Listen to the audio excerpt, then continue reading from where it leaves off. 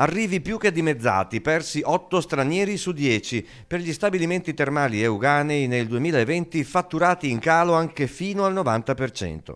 Un crollo spaventoso arrivato soprattutto dall'estero. Nei primi 10 mesi del 2020 persi 183.500 ospiti stranieri, pari all'81%. Un crollo per tutta l'area euganea e non solo per i comuni dotati di fanghi, acqua e strutture ricettive specializzate. Le terme venete e padovane rappresentano un terzo del termalismo italiano.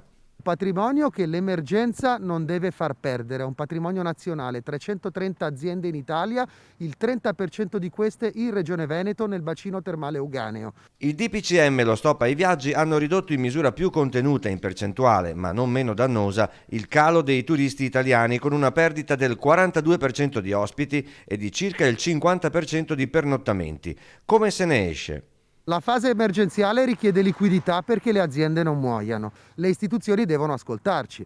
La salute, il tema della sanità è gestita dal punto di vista normativo e organizzativo dalle istituzioni regionali e nazionali e è con quelle istituzioni che noi dobbiamo dialogare. Tutti gli attori in gioco, se amano il territorio e amano queste aziende, devono dare disponibilità di sedersi attorno a un tavolo e di valutare bene l'efficacia, il ruolo, l'identità del nostro settore e in che termini possiamo svolgere un ruolo sociale che sia anche economicamente vantaggioso per la popolazione e per le istituzioni.